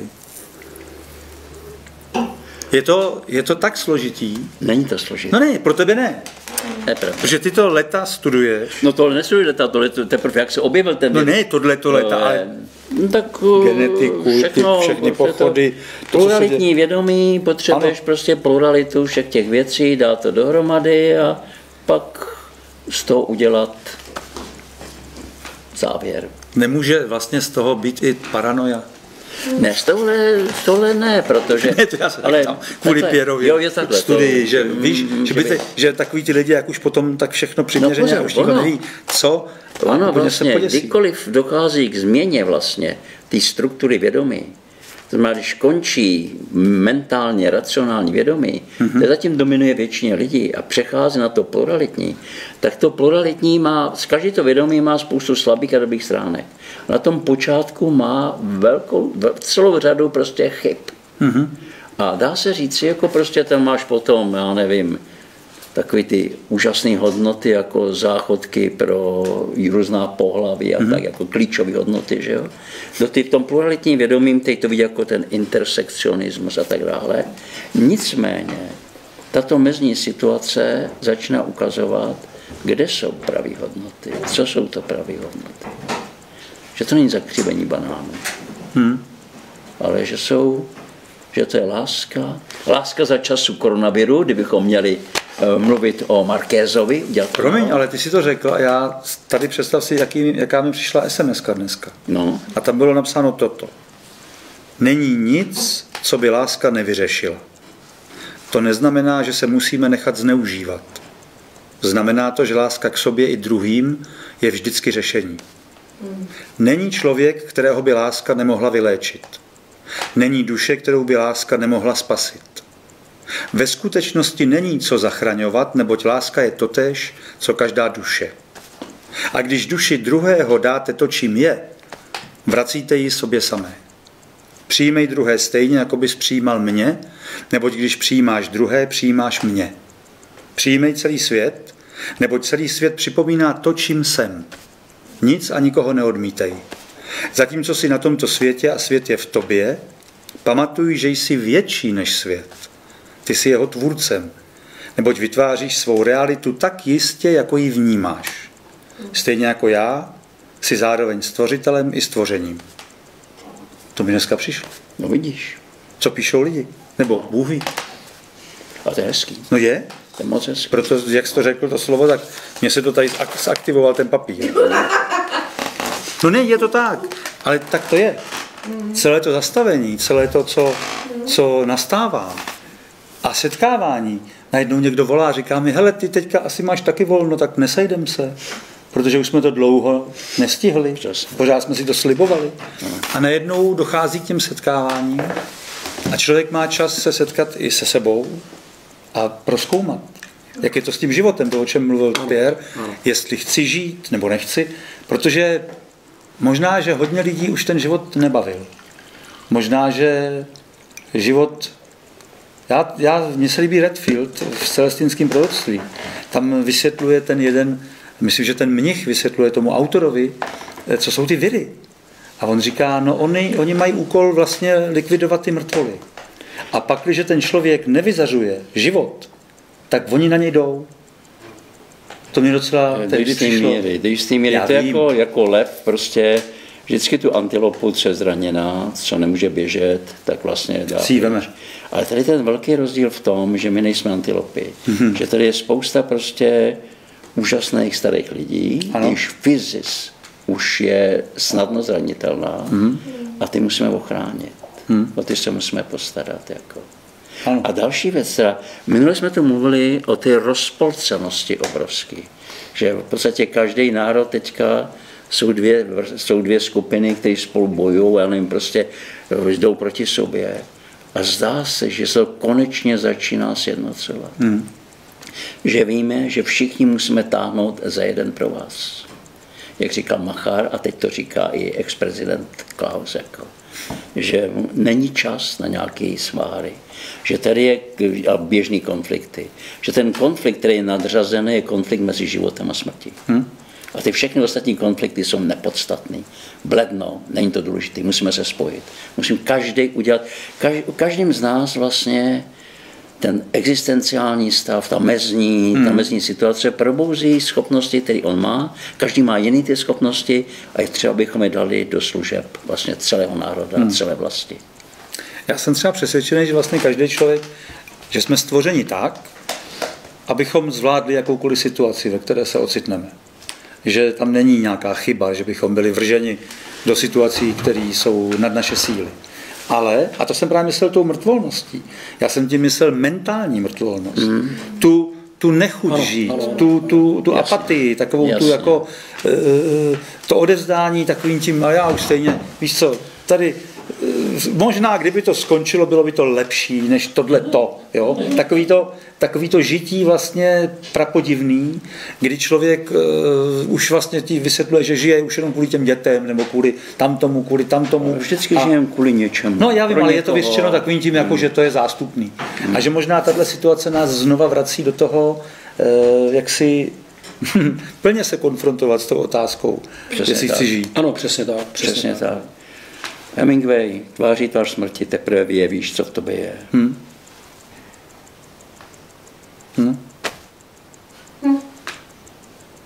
Tak, to nebyla špatná malá vizita.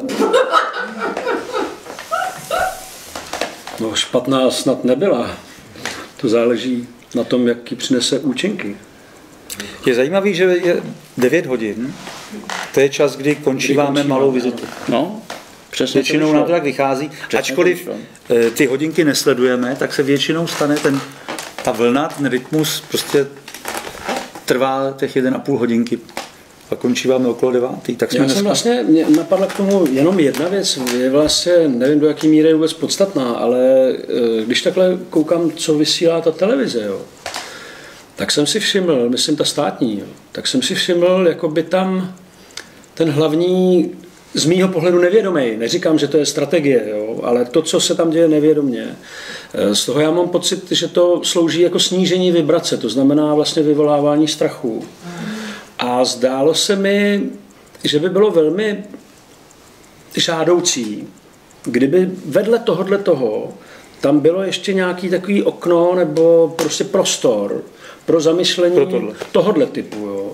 A možná, že v jistém smyslu i pro to nový paradigma je charakteristický, že tohle se teďka děje takhle, že si to děláme my vlastně, bez nějaký státní kurately a bez nějaký organizovanosti. Jo? Že mně se osobně zdá, že pokud přijde skutečná změna, jakože ji asi vnímáme všichni, tak ona přijde od jednotlivců a ne od organizací. Takže se mi zdá i tohle vlastně jako příznačný a symptomatický. Já bych měl určité řešení, že by moderátor ve státní televizi měl tuto košili. A už si myslím, že to by samo už v momentě já už nemám televizi asi 7 let, takže v tom momentě kdyby měl takové košili, tak si ji znova pořídím. Takže ty vlastně ani nesleduješ televizi, ty ani nevíš, o čem pěr.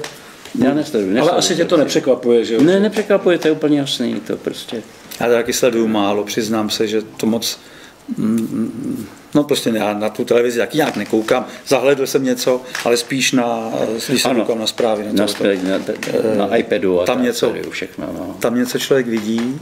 Ale jsou tam, totiž tam je nejzajímavější jedna věc, že zprávy jsou všeho typu.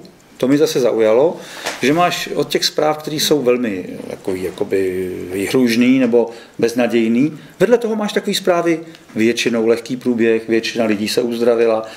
Dostáváš vlastně všechny typy informací a domnívám se, že je právě na každém člověku, jak si to přebere. Ale zajímavé je, že tam jsou všechny. To mě totiž docela zaujalo, že najednou 103letá Číňanka se uzdravila, objeví se to tam, nebo někdo tam říká, kdo je v nemocnici, nebojte se, zvládám, to je to dobrý. Vedle toho někdo umře, samozřejmě to tak je, ale to na této planetě někdo umírá každé 4 vteřiny, každé 3 vteřiny. Pořád někdo umírá. Pořád. Cicero, dum spiro, spero. Dokud dýchám, doufám. Žádný lasciate omne speranza, zanechte vši naděje. Žádné takové. No jistě. No. Ten nápis nad Danteho peklem totiž. No který? Lasciate omne speranza, zanechte vši naděje. A to je no tak ono zase z jistého hlediska je to tak krajní, tedy výzva, že to se snad nedá přijmout. A možná bychom mohli citovat ještě já ho mám teda hodně rád, ať vzýván či nevzýván, duch je přítomen vždy. Tak, ano. Přesně tak. Minule, když jsme tady seděli, tak Milan dal tu Zenovou, co chybí tomuto okamžiku. Ano. Všude, kde jste 3, jsem s vámi. A jak říkal Tertullianus, stačí i 2. Stačí 1. 2 stačí žádný.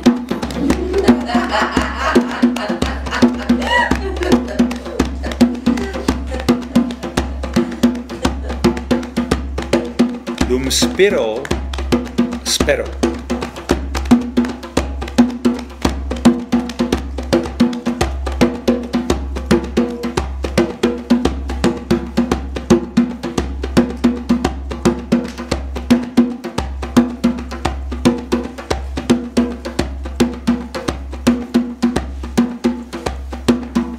To jsme se vůbec nebavili o kosmických aspektech celé situace.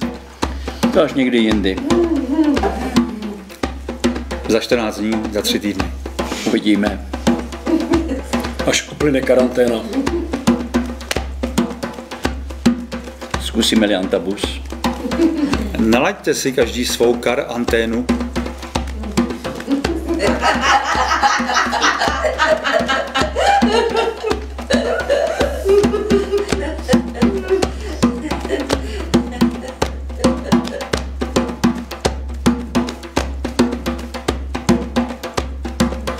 Nemáš na závěr ještě nějaký vtip, Milane? No mám. To ještě se váže na černou smrt. Je to zase takový obrázek, kde maminka, myš, malý synáček, přichází malá myška a říká: paní Kovalská, pustíte dneska večer Jindru ven, aby mohl roznášet mor? To je humor. Ale vraťte se, děti, včas. Včas k večeři. A po večeři 2 deci červeného. Plného. Žádná řidina. Vzpomínáš na starý časy? Svíčka. Červený. Jo, jasně, ale to bylo alžírské víno. Dneska už jsou vykácený. To bylo z Alžíru. Opravdu? To bylo dobrý. No bylo. Člověk se nemusel nějak jako složitě rozhodovat.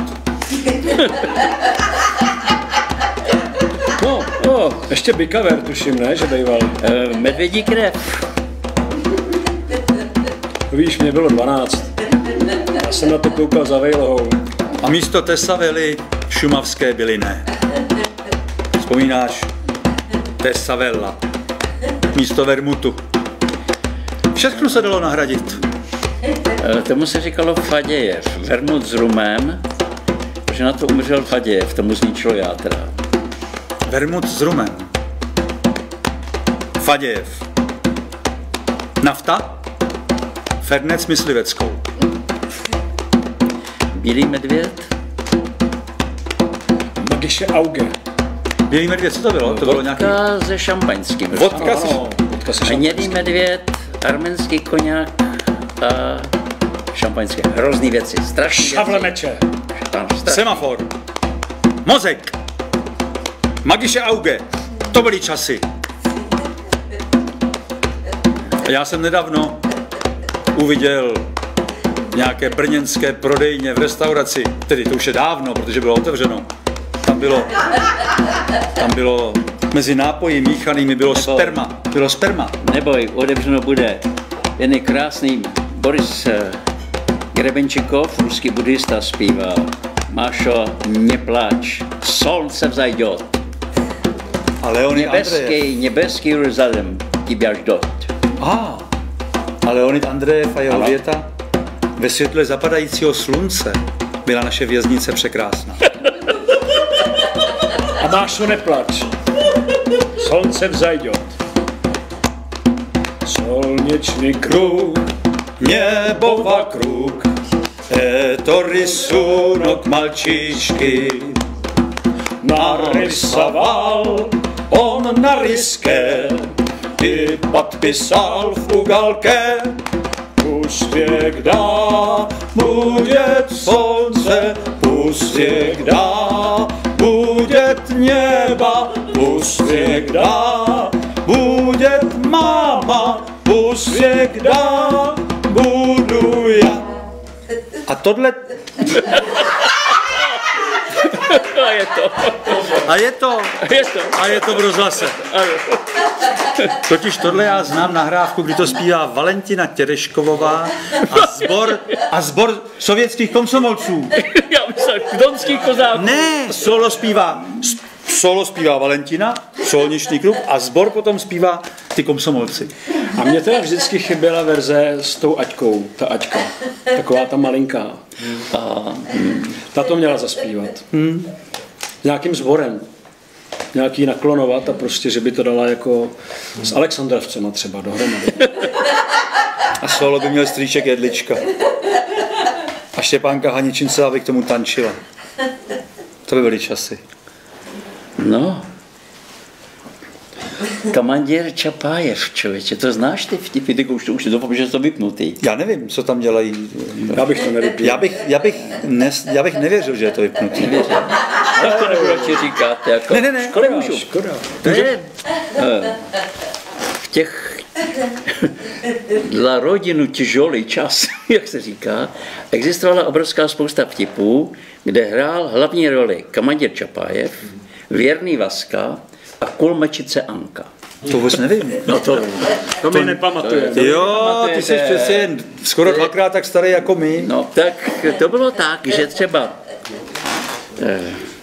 Kamandír Čapájev na svém koni cválá někde, prostě bojuje s bílými a s Čechy, Běločechy a tak dál.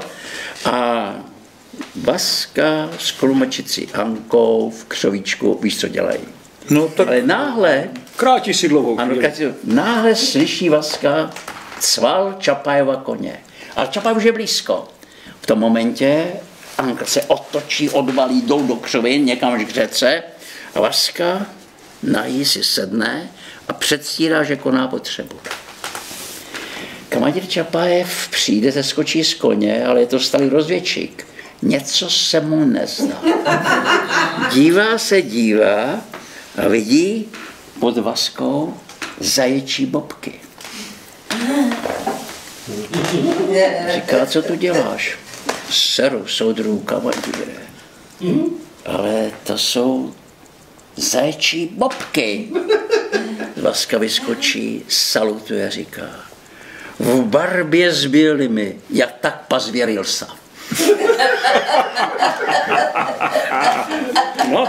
A pak jeden smutnější, to už je po poslední jenom. Sedí Kamandír Čapájev, pije vodku, Vaska prostě tam sedí, pije vodku.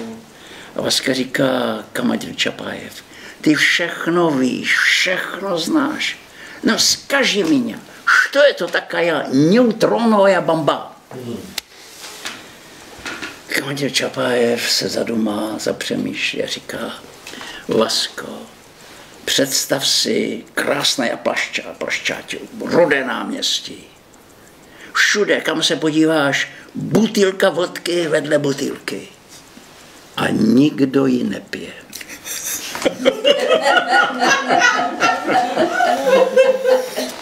Ale to je vlastně ten Kamarádin Čapájev. My jsme měli ukončit koronavir.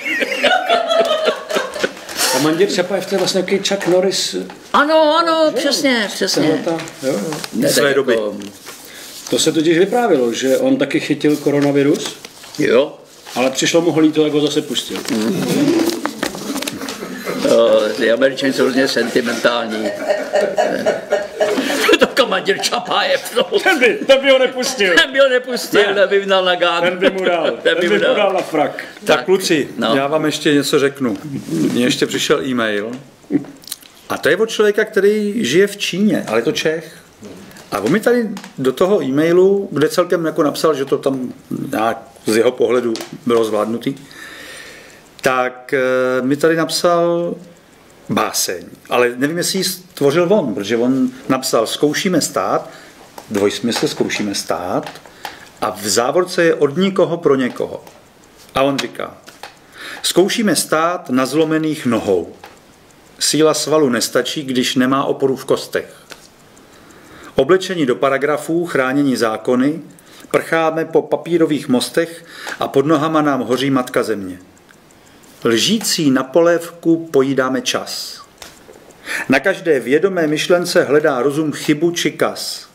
Snad rok hlodavce vše rozryje a zboří.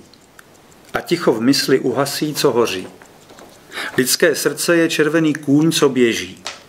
Něco ho splašilo, zastavíš jej stěží. Chceme víc, ale víc už není. Život v blahobytu je iluze snění. Noc bude patřit navždy hvězdám, tak jako nebi slunce a měsíc. Štěstí nenajdeš u Apolináře. Nic nepomohou slova velké ráže.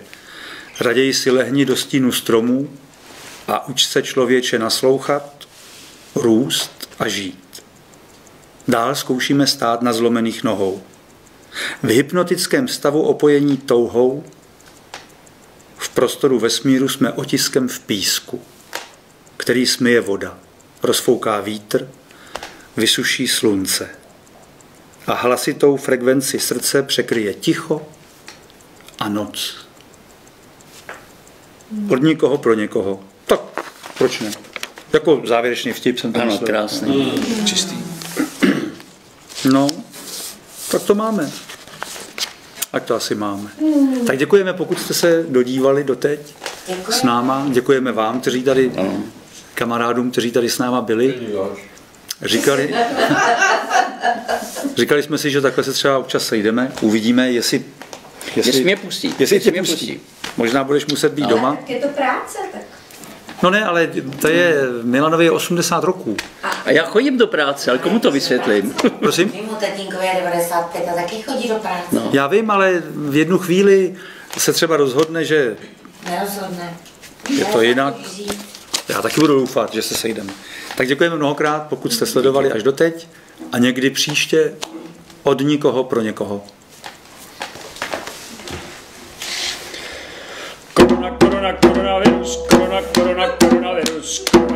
Koronavirus, za korunu 50. Tak teď už snad je to vypnutý.